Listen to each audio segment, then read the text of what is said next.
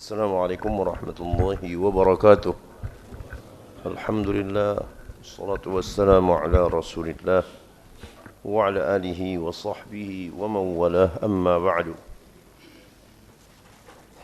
Jamaah subuh yang dirahmati Allah subhanahu wa ta'ala,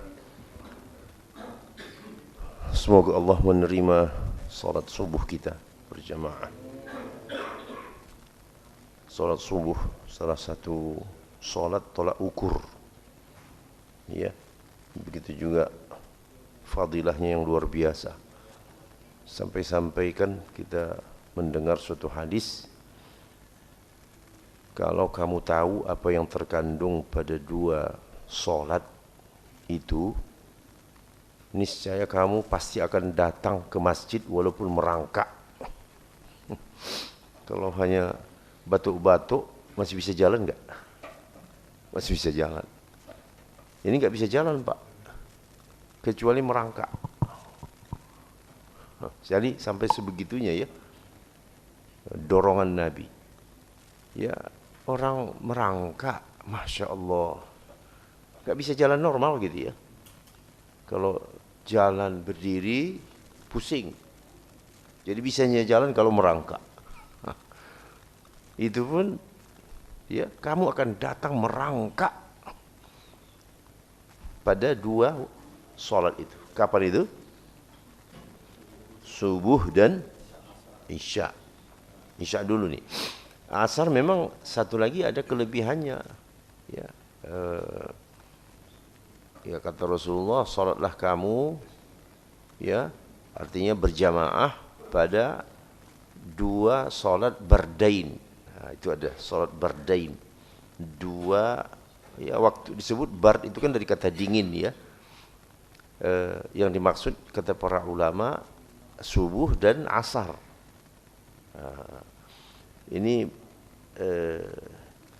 kemungkinan rujukannya karena di dua waktu itu pertukaran waktu kerja malaikat.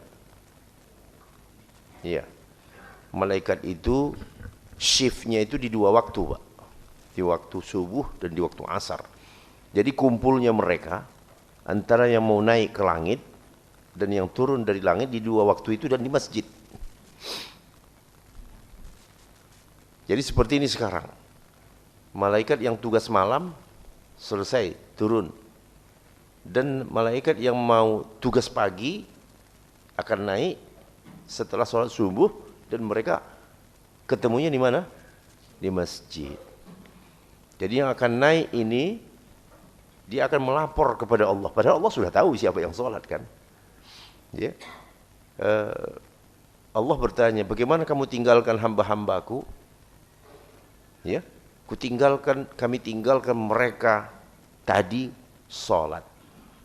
Masya Allah. Jadi sudah jadi catatan dibawa naik ke langit. Nah itu di dua waktu itu, Pak. Adapun sholat yang terkait dengan tadi itu harus datang walaupun merangkak, itu sholat subuh dan isya. Dan dulu di zaman Nabi tolak ukur munafik itu di situ. Ya, kan susah mengukur orang munafik, tapi bisa dideteksi dari dua waktu itu. Kalau sudah dia tidak bisa datang subuh dan isya ke masjid, nah, itu ciri-ciri itu. Ciri-ciri munafik, Pak. Karena kata Rasulullah, sholat yang paling berat bagi kaum munafik itu adalah dua. Ya memang betul ya, yang namanya subuh itu kan berat sekali. Ya, sejuk, dingin, ya, kan nyaman kalau di kamar sholat. Ya, tidak perlu buka pintu keluar, capek-capek. Ya, di sana sholat, di sini juga kan sholat, sama aja. Nah, ini dia nih. Jadi dari dulu pun salat yang paling berat, inna athqalas salati 'alal munafiqin salatal fajri wal isya. Salat yang paling berat ya bagi kaum munafik. Nah, jadi ya kita tidak menuduh ya. Tidak menuduh, tapi ini indikasi. Ya, indikasi kemunafikan itu kalau di dua waktu itu dia tidak kuat datang ke masjid. Dan memang berat. Isya kan orang capek pulang kerja. Ya, kecuali yang tidak keluar-keluar ya, iringan. Ya. Sudah tidak ada lagi tugas, sudah purna tugas. Nah, begitu ya. Datang ke masjid itu enteng aja ya. Tapi bagi orang yang mundar-mandir setiap hari, Isya kemungkinan dia di jalan. Kemungkinan walaupun dia sudah sampai, baru sampai. Wah, baru sampai menginjakkan kaki di halaman, datang panggilan Isya.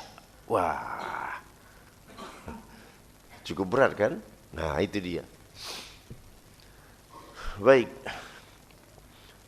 rencananya kita melanjutkan ayat 23. Allah berfirman, A'udzubillahi minasyaitonir rajim. Wa in kuntum fi raibin mimma nazzalna ala 'abdina fa'tu bisuratin min mithlihi wad'u syuhada'akum min dunillahi in kuntum sadiqin. Silakan. Dan jika kamu meragukan Al-Quran yang kami turunkan kepada hamba kami Muhammad SAW, maka buatlah satu surah semisal dengannya dan ajaklah menolong-penolongmu selain Allah jika kamu orang-orang yang benar. Nah, jadi ini tantangan dari Allah Ta'ala. Dan tantangan ini sampai sekarang berlaku loh, sampai hari kiamat. Jadi bukan berlaku pada zaman Nabi, sampai hari kiamat. Ayo, ya, kalau kamu sanggup menandingi.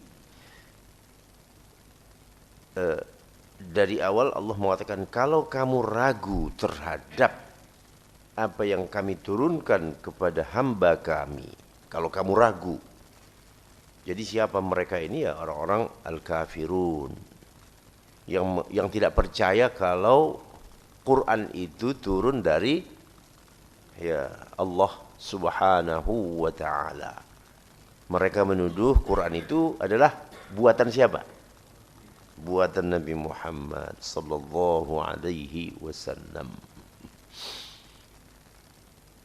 Di zaman sekarang ada enggak orang yang masih meragukan Quran?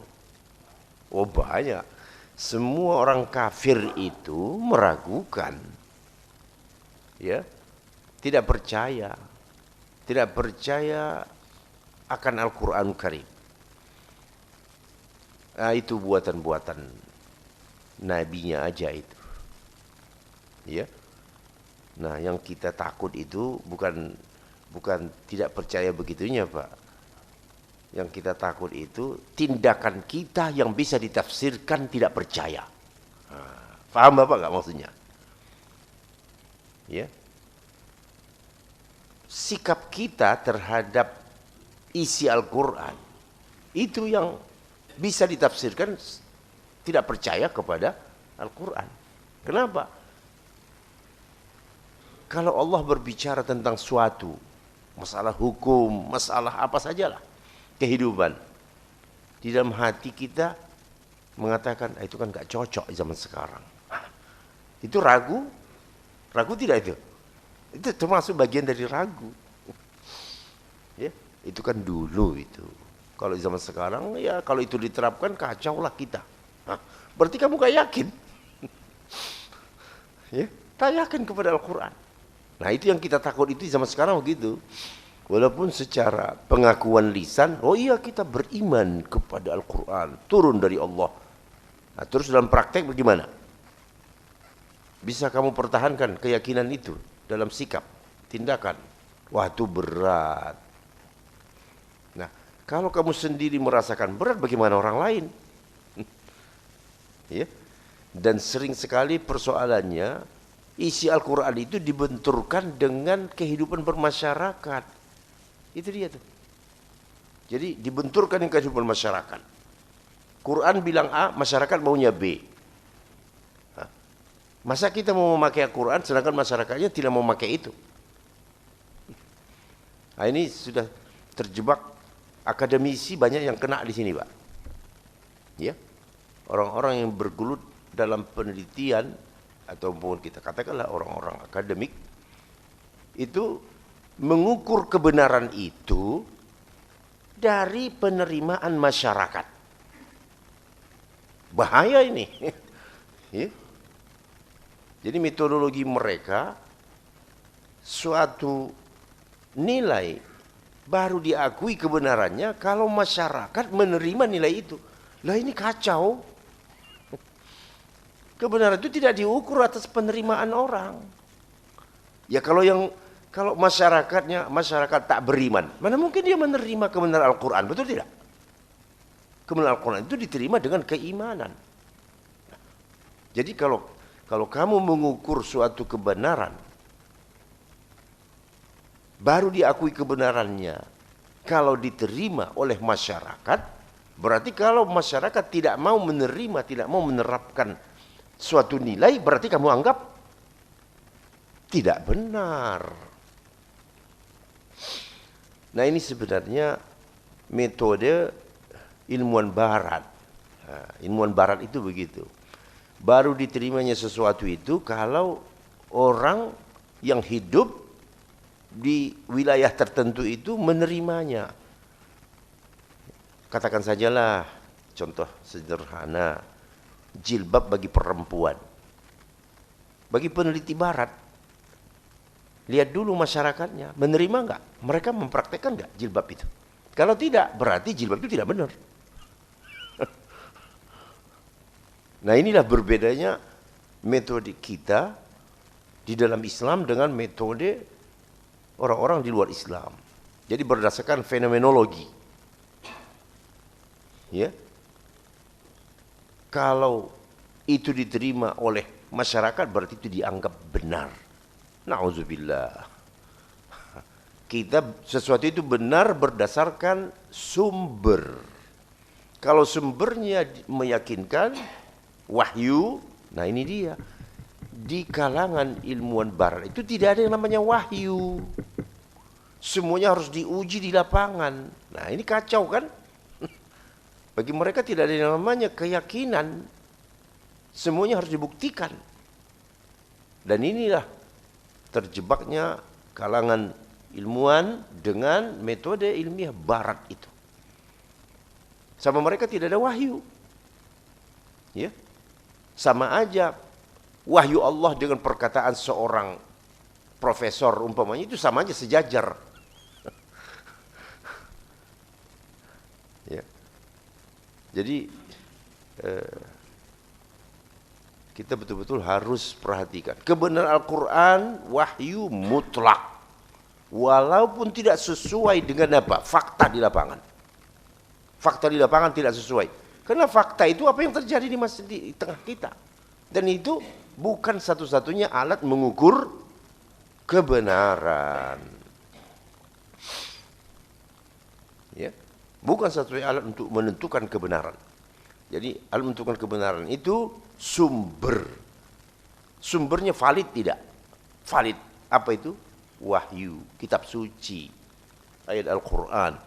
Nah, ini khususnya Pak, ini kalangan yang mengalami ini, yang bergelut dalam bidang studi Islam, ya, religious studies. Nah, ketika mereka belajar ke Barat, itu mereka tuh, wah, makanya banyak yang pulang jadi orientalis, ya, yang belajar ke Inggris, apalagi ke Amerika, ya, ke Kanada, pulang-pulang, ya, jadi orientalis, karena dosennya di kampus mengatakan kita tidak mengenal namanya wahyu. Segala sesuatunya harus dibuktikan. Nah, pembuktian seperti apa? Fakta. Lah, Islam tidak semuanya kebenaran itu bisa dibuktikan secara fakta. Ya. Jadi akhirnya mereka menomorsatukan, ya, ilmu metodologi yang mereka dapatkan dari Barat itu. Jadi soal kebenaran wahyu itu pribadi aja itu kata dia. Na'udzubillah. Dia bisa masuk kemari itu ke ayat ini. Kalau kamu ragu terhadap apa yang kami turunkan, siapa yang dimaksud di sini nih? Al-kafirun. Meragukan satu ayat saja dari Al-Quran, orangnya telah jadi kafir. Orangnya telah menjadi kafir. Satu ayat saja diragukan. Ya. Wa in kuntum fi raibin mimma nazzalna ala abdina. Kalau kamu ragu terhadap apa yang kami turunkan kepada hamba kami, fa'tu bi suratin min mithlih. Maka ayo datangkan satu surah saja semisalnya, semisal Al-Quran itu, satu surah saja, gak usah artinya bersurat-surat, satu surah saja semisal Al-Quran. Dan kalau kamu tidak sanggup, ayo kumpulkan ilmuwan-ilmuwan kamu, ya, wad'u syuhada'akum, saksi-saksi kamu selain Allah Ta'ala, kalau kamu benar. Nah, ayat ini kan turun sejak zaman Nabi Muhammad dan berlaku sampai sekarang. Belum pernah kita jumpai ada satu orang atau satu tim atau satu universitas yang berani melakukan ini. Artinya berani melakukan tandingan untuk membuat satu surah dari Al-Quran. Nah, inilah menunjukkan kemu'jizatan Al-Quran. Kemu'jizatan Al-Quran itu memang dia tidak bisa ditandingi. Ya. Dalam bidang apa saja. Artinya bukan hanya soal akidah gitu ya. Dalam soal apa sajalah. Kan isi Al-Quran ini kan banyak, Pak. Sains di situ ada. Sains dalam berbagai bidangnya juga di situ ada. Ada kedokteran. Bahkan ada yang lebih spesifik lagi mengenai apa? Kandungan, embriologi. Wah, spesifik sekali.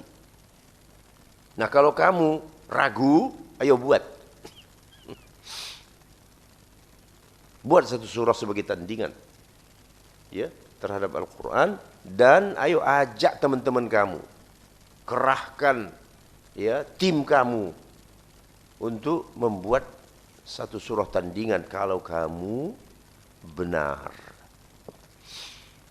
Jadi soal ragu, nah ini bisa menimpa setiap orang.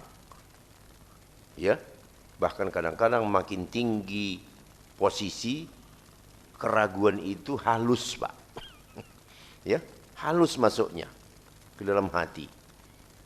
Ya, khususnya ketika ya ada pihak-pihak tertentu yang tidak suka kepada Al-Quran lalu mengatakan ya ingin membenturkan antara isi Al-Quran dengan fenomena di lapangan. Begitu. Nah, jadi yang berbicara adalah keimanan. Ya, keimanan. Baik, lalu Allah Ta'ala di ayat berikutnya, fa in lam taf'alu wa lan taf'alu fattaqun nar. Ancamannya ke situ. Fa in lam taf'alu wa lan taf'alu fattaqun nar allati waquduha an-nas wal hijarah u'iddat lil kafirin.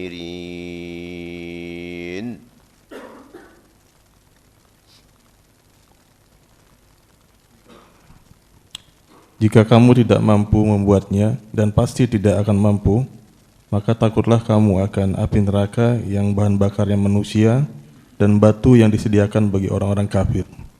Masya Allah, ancamannya ya. Ya, artinya apa?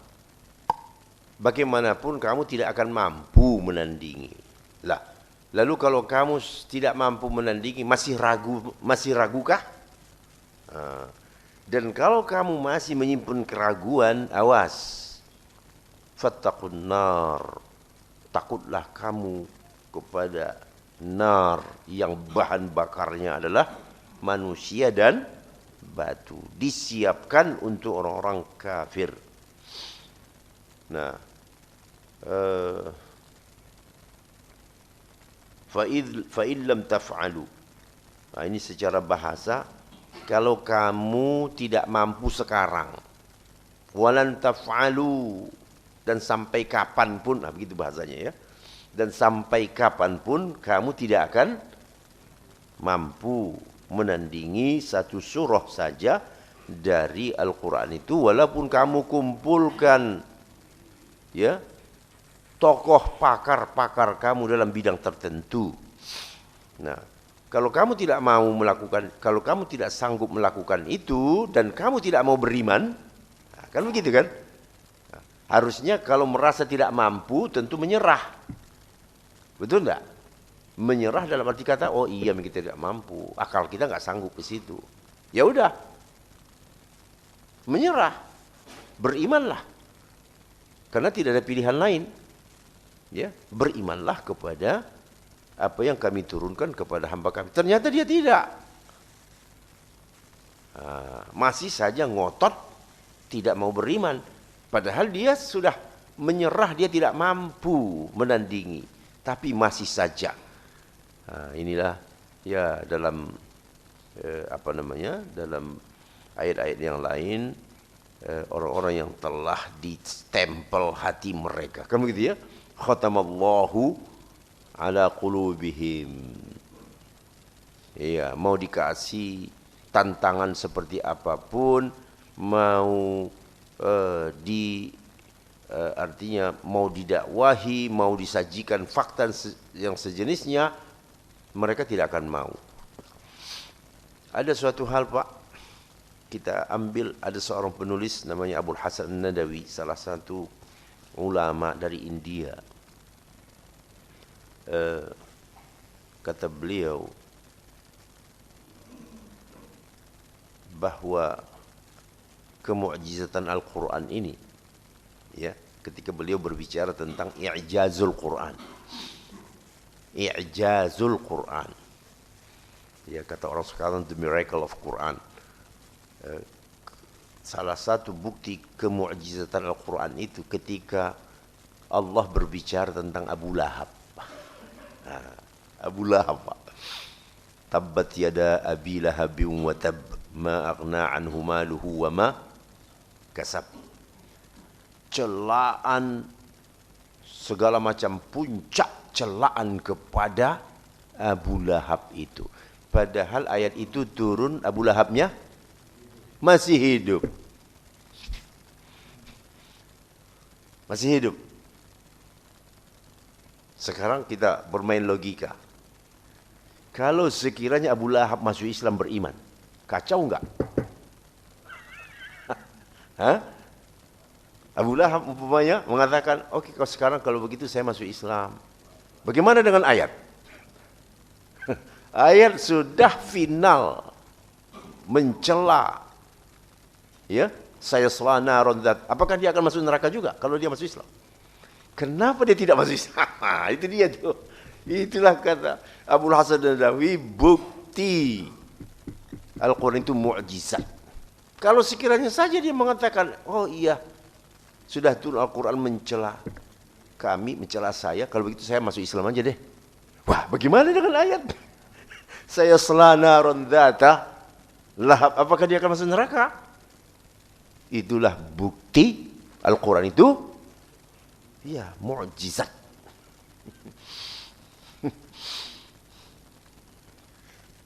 Kira-kira bagaimana Pak? Make sense ini kira-kira? Bisa dipahami ya? Itu luar biasa itu.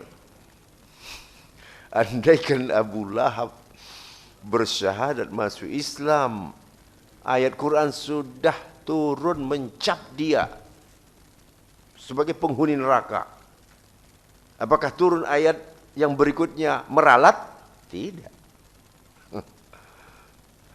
Tetapi karena Al-Quran itu, Allah tahu sudah dikunci hatinya, itu sudah dikunci. Ya, walaupun dia masih hidup. Ya, jadi itulah ya yang menyebabkan kita dengan Al-Quran ini, Pak. Jadikanlah Al-Quran itu sumber. Ya, apa yang menghalangi kita untuk tidak menjadikan sebagai sumber apa, Pak? Ego, arogansi. Itu menganggap kita lebih pinter, teori kita lebih lebih masuk akal, lebih bisa dibuktikan ketimbang Al-Quran. Nah ini dia nih. Jadi kalau ada orang tidak bisa menerima satu bagian saja dari Al-Quran, tentang apa saja, ya, tentang hukum riba. Nah, umpamanya ini ya, tentang hukum riba. Kenapa kamu tidak bisa menerima kebenaran Al-Quran tentang diharamkannya riba? Tidak lain karena ego. Ya, karena ego. Nah, ego inilah yang banyak membawa manusia terjerumus. Begitu. Ya. Mentang-mentang umpamanya diberikan Allah kepada sebagian orang itu kecerdasan, kepintaran, seolah-olah dia mengatakan dia lebih pintar dari wahyu. Ya. Dia lebih pintar dari Allah Subhanahu wa taala. Ya. Nah, jadi ayat ini sangat penting bagi kita untuk menundukkan hati, ya, bahwa apa yang tentang kekafiran, umpamanya dia kekafiran kaum Nasoro. Berapa ayat Allah mengatakan secara terang tegas kekafiran kaum Nasoro, Pak? 3 ayat berturut-turut di dalam Al-Maidah. Dalam satu surah 3 ayat berulang-ulang. 17, 72, 73. Ingat Bapak itu? Saya kira dulu belum bulan Desember, ini materi saya yang sering saya bawakan kalau udah bulan Desember. Yang terkait dengan kaum Nasoro. Ya, Allah mengatakan, ya, laqad kafara alladzina qalu innallaha huwal masih ibnu Maryam.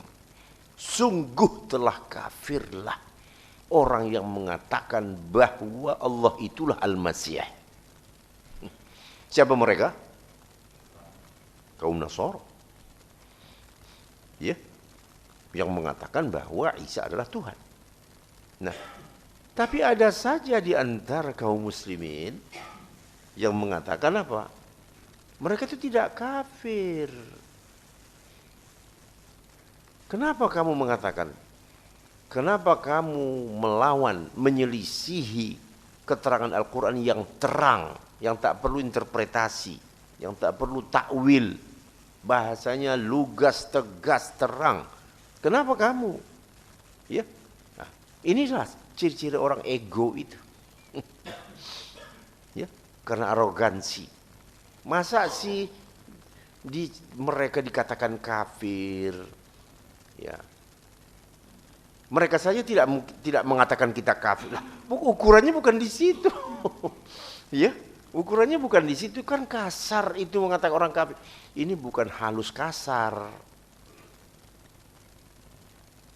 Ini wahyu yang harus kita terima. Kalau Allah sudah mengatakan kafir, ya kafir. Ya.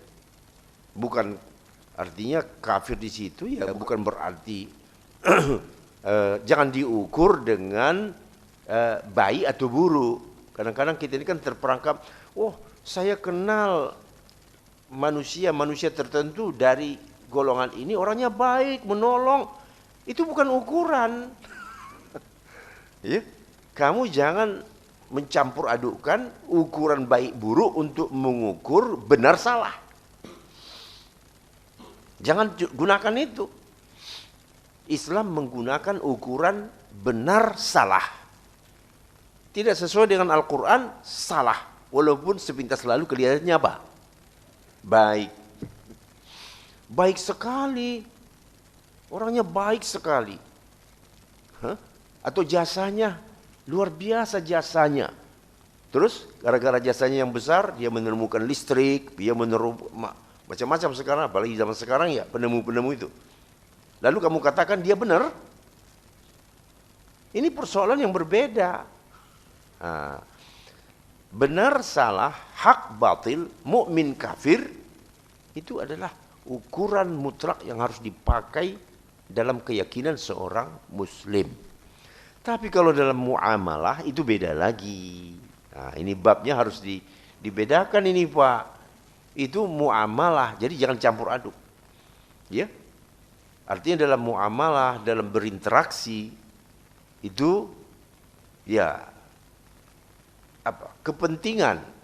Jadi Islam tetap menekankan agar bermuamalah dengan baik kepada setiap manusia. Nah, inilah kira-kira di antara penjelasannya. Fa illam taf'alu wa lan taf'alu, kata penulis di sini, kamu tidak bakal mampu selama-lamanya, dan ini adalah merupakan mukjizat yang lain, bahwa mereka tidak akan sanggup melakukan tandingan. Padahal dulu Bapak, Quran ini turun ya di masa itu kan, penyair-penyair Arab itu wah tidak tanggung-tanggung loh. Ya, luar biasa penyair-penyair Arab itu. Ya.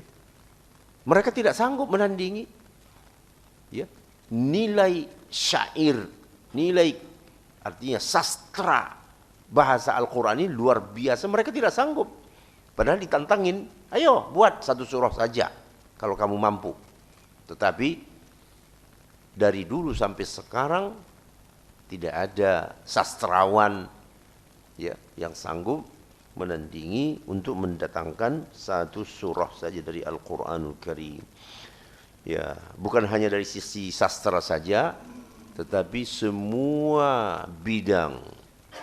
Di situ ada sains, di situ ada hukum, ya. Tetap saja tidak ada yang bisa menandinginya.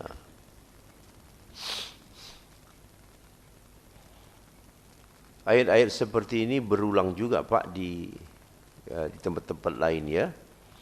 Kitabun uhkimat ayatuhu thumma fussilat min ladun hakimin khabir. Ada ayat yang seperti itu. Uhkimat ayatuhu thumma fussilat. Ya. Ayat-ayatnya ya penuh dengan hikmah. Kemudian penjelasannya detail. Dia bersumber dari siapa? Hakimin khabir, yang maha bijak dan maha mengetahui. Wa tammat kalimatu rabbika sidqan wa adla. Ada lagi ayat itu. Saya ulang-ulang ini ya. Wa tammat kalimatu rabbika sidqan wa adla. Telah sempurna kalimat Tuhanmu sidqan, secara benar dan adil. Artinya tidak ada yang lebih benar dari Al-Quran, tidak ada hukum yang lebih adil dari hukum Al-Quran. Jadi kalau tidak ada hukum yang lebih adil dari Al-Quran, kenapa kamu mencari hukum ke timur ke barat? Betul enggak? Atau menggali dari ya nilai-nilai hukum nenek moyangmu yang tidak percaya kepada wahyu. Kenapa kamu gali ya nilai hukum baik dari barat dari timur? Kenapa? Padahal Allah mengatakan wa tammat kalimatu rabbika sidqan wa adla. Ayo kalau Bapak berkenan kita ulang-ulang ayat ini ya. Sama-sama ya. Wa tammat kalimatu rabbika sidqan wa adla. Wa tammat kalimatu rabbika sidqan wa adla. Nah, sempurna sudah kalimat Tuhanmu dari sisi akurasi, validitas dan keadilan. Masya Allah. Ya. Artinya tidak ada kalimat apapun yang bisa menandingi kebenaran Al-Quran. Dan tidak ada aturan hukum seperti apapun yang dibuat manusia bisa menandingi keadilan hukum Al-Quran. Tetapi lagi-lagi ya umat Islam tidak sepenuhnya percaya Pak Jadi tidak percaya itu adalah ragu kan gitu kan? Ragu kepada hukum Allah Ta'ala. Allah sudah mengatakan adil. Yang paling adil itu kalimah Allah, Quran. Jadi apa yang Allah turunkan itulah yang paling adil. Baik dalam urusan rumah tangga Pak, ataupun dalam urusan menata masyarakat sampai kepada menata negara, maka hukum Allah itulah yang paling adil. Jadi konsekuensinya apa? Ya, terapkan, jalankan. Jadi dia hanya bukan jadikan sebagai apa? Wacana, berwacana, ya, diskusi terus. Di mana bukti keimananmu? Di mana bukti keimananmu? Kalau engkau tidak mau berpihak kepada hukum yang adil yang Allah turunkan. Jadi kata ahli penulis tafsirnya sini, ya, sempurnanya kalimah Allah itu dari segi pemberitaannya, dipastikan kebenarannya dan dipastikan keadilannya, sidqan wa adlah. Ayat ini ya tidak begitu populer di kita, ya, tak begitu populer. Padahal sebenarnya singkat tapi padat. Wa tammat kalimatu rabbika sidqan wa adla. Sidqan itu dari segi pemberitaan. Tidak ada yang bisa kamu ragukan. Ya, apa yang kamu baca dalam Al-Quran itu pasti benar. Kemudian wa adla, hukumnya adil seadil-adilnya. Maka kita lihat, ya, bangsa lain umpamanya ingin menandingi hukum Al-Quran, ya, mereka buatlah kesetaraan apa? Gender. Kesetaraan gender. Jadi kita ini ya betul-betul hidup di zaman ini Pak. Ya, ujian keimanan itu sangat berat ya. Keluar kita dari masjid, itu ujian itu udah luar biasa. Pergi kita ke kantor kita, pergi kita ke tempat, ya, artinya pekerjaan kita di kampus di mana, ujian-ujian itu cukup berat. Ya. Sidqan wa adla. Jadi dibenturkan itu. Ya. Bangsa lain, umat lain membuat, ya, teori konsep-konsep baru yang bertentangan dengan Al-Quran. Lalu adalah sebahagian orang juga, ya, apa namanya, sebenarnya terpengaruh. Ya, kesetaraan gender itu kan tak bertentangan juga dengan Islam. Dia mencari pembenaran Pak. Ya, mencari pembenaran. Kesetaraan itu bisa juga sih diterima dalam Al-Quran, lalu dicari-carilah pembenaran, legitimasi. Ya, toleransi, kan tidak bisa juga ada toleransi. Toleransi kita itu bukan seperti toleransi yang mereka inginkan. Islam kan juga moderat. Moderasi kita itu tidak sama dengan yang mereka inginkan. Ya, tidak sama. Mereka maunya moderasi itu menurut mereka, bukan menurut kamu. Betul tidak Pak? Toleransi itu maunya mereka, versi mereka, bukan versi kamu. Mati kamu teriak-teriak toleransi, tetap saja bagi mereka itu tidak toleran. Karena tidak sesuai dengan maunya mereka. Faham ini kira-kira? Jadi bukan soal istilah, ya, tetapi kandungan dari istilah itu. Kesetaraan gender, wah, ya, mereka menuding Islam ini, ya, membeda-bedakan laki-laki dan perempuan. Lah memang beda. Sepotong daging kita temukan, cek di laboratorium, Bisa dibedakan nggak? Daging itu daging laki dan perempuan bisa dibedakan nggak? Bisa. Ilmiah. Bawa ke laboratorium. Bagaimana kamu mengatakan sama saja laki dan perempuan? Allah sudah menciptakan beda. Oleh karenanya, dalam soal hukum akan terjadi perbedaan. Karena dari segi fisik saja beda, Pak. Ya, dalam penetapan kewajiban tugas beda. Ada yang namanya tugas wanita sebagai istri di rumah, ada tugas suami. Jangan kamu bolak-balik, tugas istri, tugas suami dialihkan jadi tugas perempuan dihandle oleh laki-laki.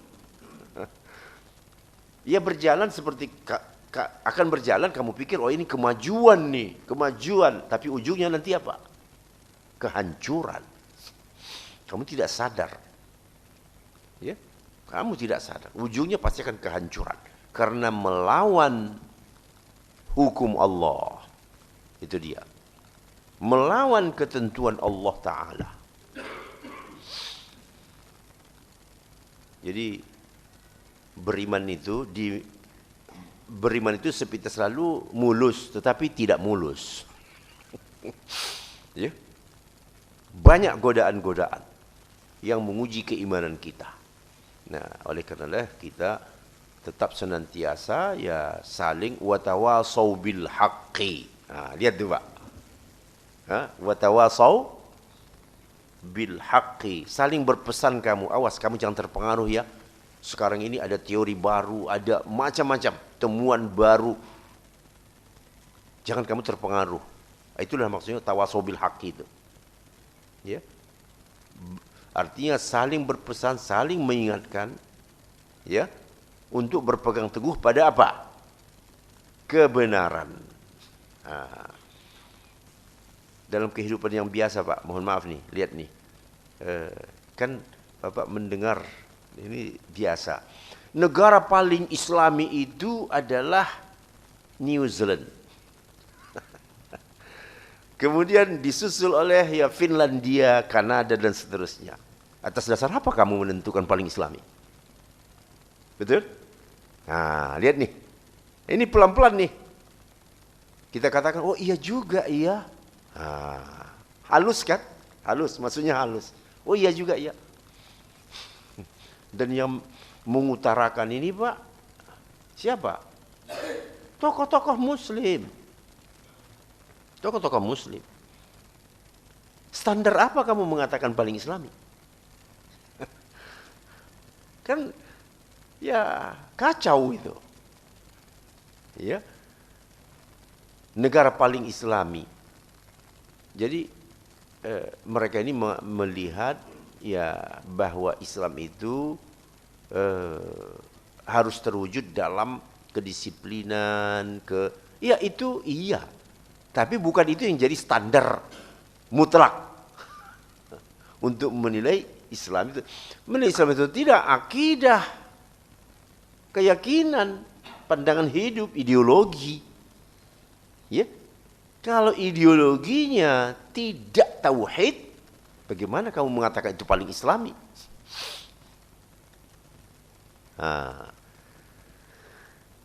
Ya, tanpa memungkiri ya kita yakin kalau nilai Islam itu dipraktekkan kita akan melebihi mereka.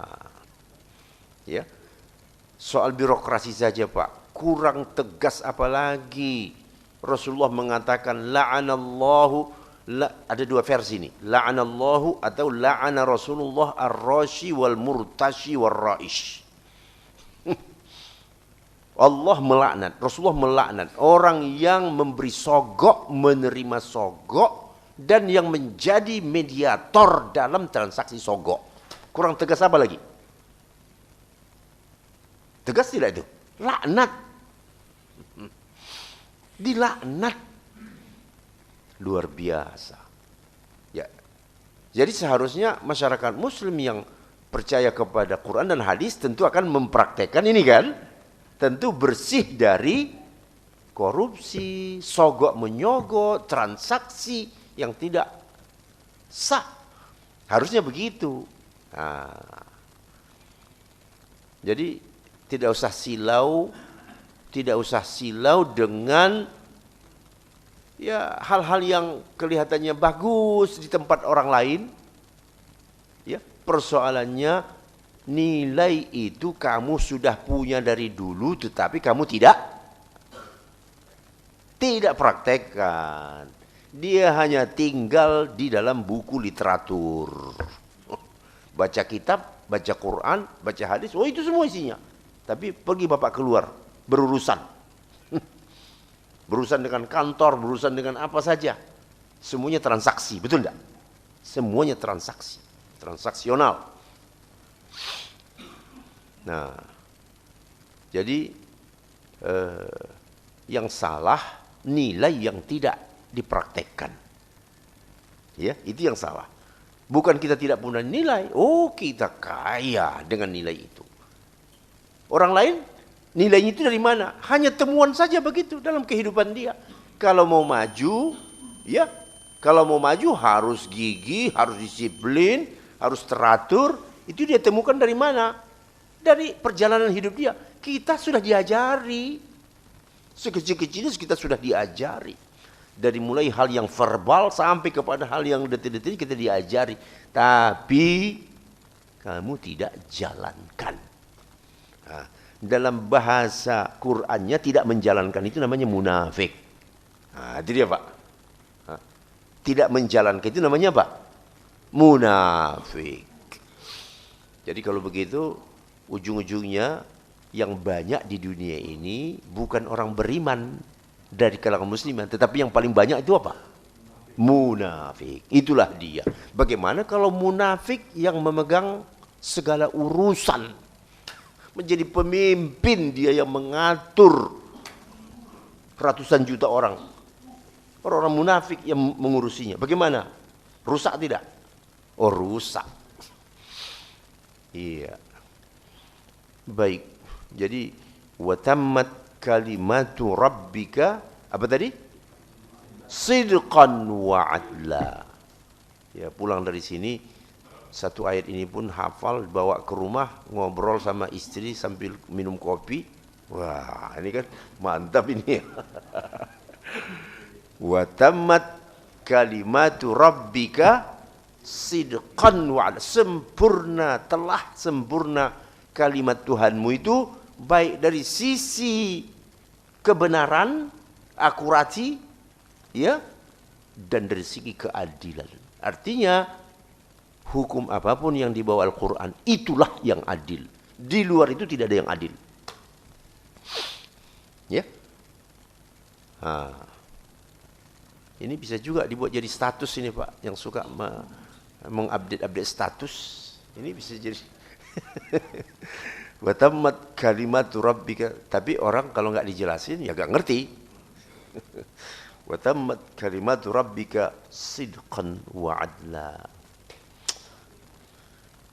Masya Allah ya, Al-Quran Bapak. Jadi Al-Quran ini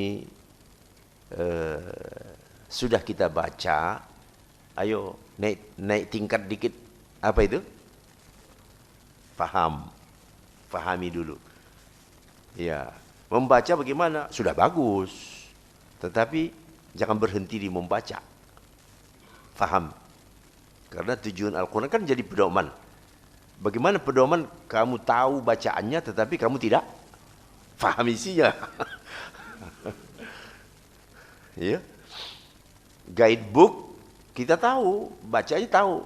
Coba terjemahkan apa? Enggak tahu. Ini jadi manfaatnya belum ya. Jadi memahami. Lebih mantap selain memahami itu mentadabbur, merenungkan. Oh iya ya, Masya Allah. Ternyata apa kata Allah itu semuanya benar. Lalu ujungnya kemana? Amal. Ya. Sampai ada jadi satu istilah Al-Quran tadabbur wa amal. Al-Quran ;2 tadabbur wa amal. Al-Quran itu tadabbur dan pengamalan. Kalau yang dua ini tidak berjalan, ya manfaatnya kurang terasa. Ya. Jadi ditadaburi. Arti tadabbur itu direnungkan, Pak. Perenungan, ya ayatnya pendek, perenungannya bisa sebut satu buku. Ya. Tadabbur dan amal. Tadabbur wa amal. Baik, ada yang ingin kira-kira diperjelas khususnya tentang ayat-ayat ini? Kalau yang lain boleh juga. Kalau saya bisa jawab, saya jawab.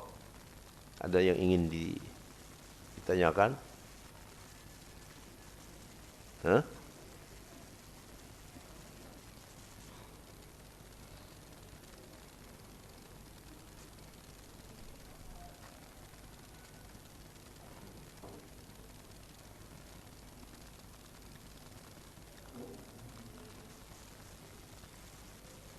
Jamaah kita ada yang tidak hadir, saya lihat ini.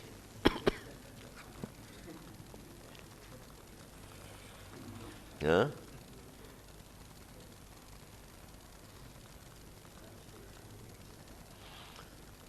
Saya tambah sedikit lagi tentang adla tadi itu ya. Saya tambah sedikit bacaannya di sini, tafsirnya mengenai adla. Kalau sudah bicara adil itu hukum, Pak. Hukumnya yang paling adil. Wa in ja'atil ayat fil ahkam wal awamir wan nawahi istamar al amri bi kulli ma'ruf hasanun nafi' tayyibun mahbub wan nahyu an kulli qabih radhilun dani. Jadi ayat-ayat Al-Qur'an itu dalam hukum baik perintah ataupun larangan, ya. Itu semuanya apa yang diperintahkan Allah itu pasti baik dan apa yang dilarang itu pasti buruk. Ya. Dalam hal tertentu kita mengaku, tapi tidak keseluruhan gitu. Begitu. Allah haramkan, ya contoh tadi lah ya. Rasulullah mengatakan Allah melaknat yang memberi sogok, yang menerima sogok, dan yang menjadi mediatornya. Anda kenal nggak dengan pejabat A? Oh kenal, bisa nggak? Ya, bisa nggak memperantarai saya? Oh bisa, ntar saya pertemukan. Gitu ya. Itu dari mediator itu. Itu dalam bahasanya Rais, mediator yang memperantarai. Dilaknat, ikut dia dilaknat. Ya, waduh. Jadi bagaimana sebuah negeri bisa makmur, bahagia, sedangkan dia dilaknat oleh Allah. Itu yang direnungkan, Pak. Pengertian laknat itu jauh dari rahmat Allah. Itu pengertian laknat. Jauh dari rahmat Allah. Dan itulah prakteknya yang kita lihat, kekayaan ada dalam tulisan, tidak dijumpai dalam kenyataan. Itu dia, itu namanya yang dilaknat itu. Wah, kekayaan tambang emas berapa, tambang nikel berapa, tembaga berapa. Lalu bermanfaat enggak? Berguna enggak? Tak berguna, karena enggak dirasakan. Apa penyebabnya? Dilaknat. Itu dilaknat. Ya. Kenapa dilaknat? Banyak yang dilarang itu kamu kerjakan. Allah melarang, mengharamkan melalui nabinya, melalui bahasa Al-Qur'annya, tapi masih saja kamu langgar. Jadi tidak perlu menunggu datang teori dari barat mengenai korupsi. Tidak perlu. Baca kamu Qur'anmu, baca kamu hadismu, penjelasan ulama kamu, selesai persoalan, jalankan. Ya, kita ini suatu teori kalau tidak datang expert dari barat itu merasa tak yakin, betul enggak? Tata kelola pemerintahan segala macam, ya. Kalau tidak datang konsultannya dari mana? Dari Amerika, enggak yakin. Padahal agamamu, Quranmu, hadismu, perkataan ulamamu sudah lengkap di situ. Kenapa kamu harus nunggu-nunggu dari luar? Jadi nasib, kalau bahasa saya ini, nasib orang yang sakit jiwa. Ya, orang sakit jiwa itu begitu. Ada inferiority complex. Ya. Ya. Rasa rendah diri. Padahal dia punya, nggak yakin. Dia punya, dia tidak yakin. Tapi kalau orang yang jualan, oh iya, berapapun dia bayar. Nah, jadi hilang rasa percaya diri. Padahal kamu punya. Jangan-jangan punya kamu itu yang dia olahnya. Iya Pak ya. Punya kamu itu diolahnya, dikemasnya, datang dia jualan ke kamu. Oh iya, kamu bayar miliaran. Pelatihan itu, pelatihan ini, betul enggak? Nah, padahal sumbernya dari mana? Dari kamu juga. Dari legacy kamu, dari warisan kamu. Baik. Sampai di sini dahulu kajian kita. Subuh itu kajiannya memang harus hangat. Kalau tidak mengantuk gitu. Jadi kenapa di kajian Ustaz ini senantiasa panas kita? Ya supaya enggak ngantuk, Pak. Aqulu qauli hadza wa astaghfirullah. Wassalamualaikum warahmatullahi wabarakatuh.